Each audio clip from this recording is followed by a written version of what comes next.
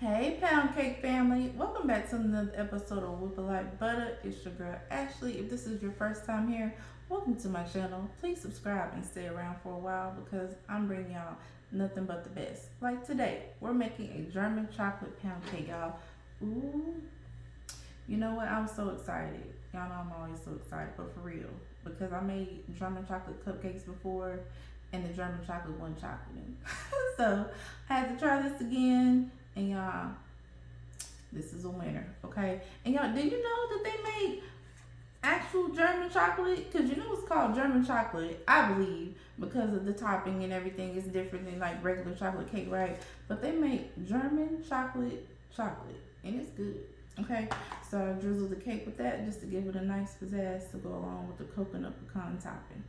So let's go ahead and get into it. So I'm gonna show y'all how we do it. Let's go. Oh, one more thing. You can find that German chocolate in the shop section of this video, but you can also find it in my Amazon store because you know I got y'all. All right, y'all. So you know we're going to start off by creaming our butter together. We're using 3/6 at room temperature for this recipe. And then we're going to slowly start adding in our granulated sugar, okay? Nice and slow until you get it all fully incorporated. And then you let your butter and your sugar go and continue to blend together. I always like to use a paddle attachment. Some use a whisk attachment. It just doesn't do it for me, and it doesn't whip my butter up all nice and smooth like I like it. So we're going to add some vanilla bean paste in here. I just decided to do something different than vanilla extract. I've been really enjoying the vanilla bean paste too.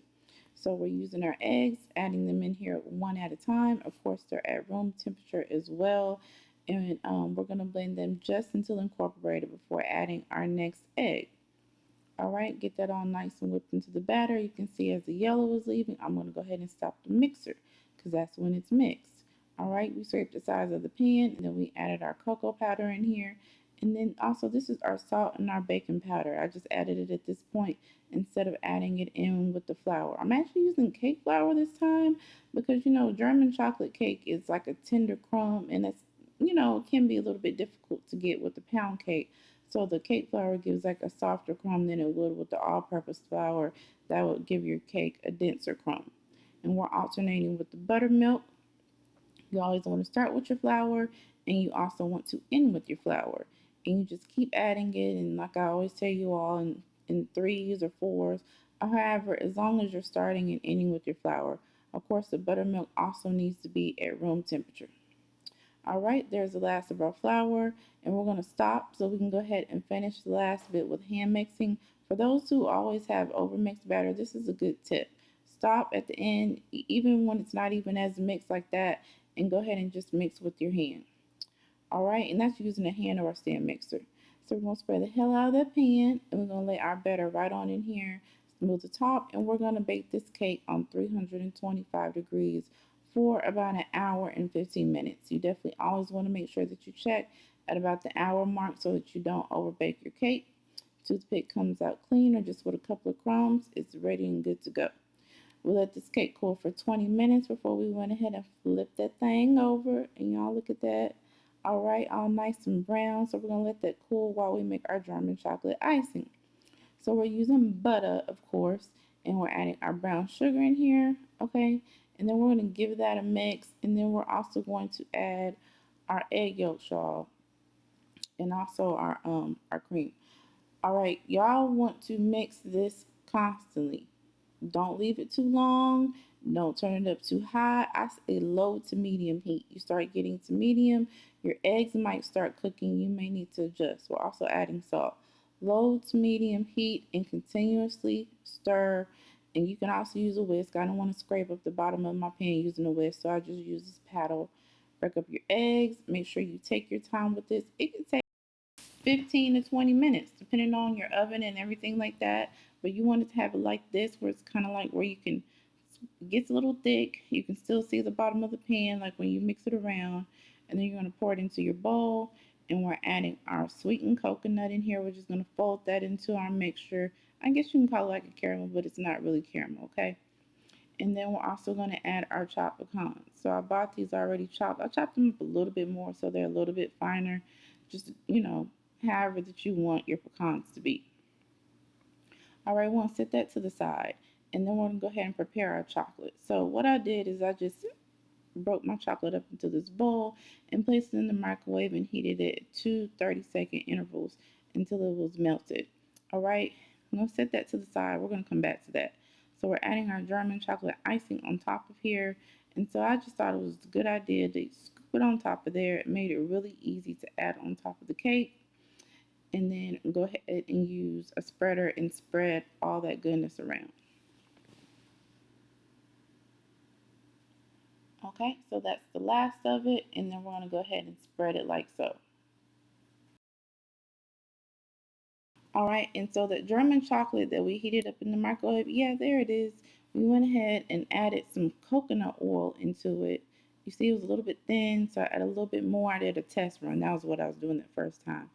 And I saw it wasn't as pourable as I would like. So I added a little bit of coconut oil, and yeah, it was where I wanted it at that point. You see how it's a little dark and I can kind of do a little design and stuff with it.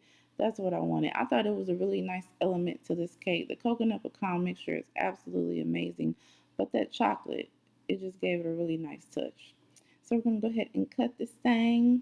All right. And this cake is absolutely amazing 2 or 3 days later. It was absolutely amazing the first day, but as those seasonings soaked into that cake, y'all, it was even better the second or the third day. So let's go ahead and get into the taste test. Okay, I've been on a little cake hiatus, so I'm excited for real to try this cake.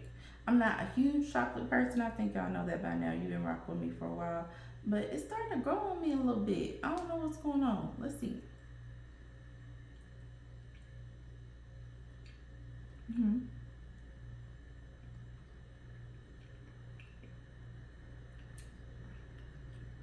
Like that, we use the cake flour because it definitely adds a difference to the crumb. I like that buttermilk. Mm. Mm-hmm.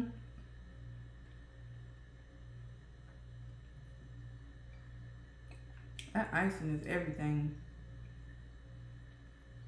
Let me try one more bite. Ooh.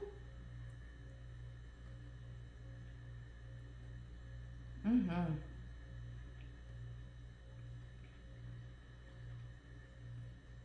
You know what? I might have a new love for coconut. Because that coconut is absolutely amazing, y'all. So, of course, I want y'all to enjoy this cake, just like me. So, go ahead and get the ingredients in the description box below. And I also post a clickable link in the comment section. It's pinned to the top so you can't miss it. So, you can go straight to my website and you can go ahead and get the full recipe and everything, and also like some tips and stuff like that. You can check out my other recipes at whippalightbutter.com. Make sure that you follow me on social media and everywhere. Like, share, and subscribe. Don't be stingy, like I always say. Make sure that you share this video and join us back for more over here with the light butter. Okay, bye. But I can just eat this topping because it's so good.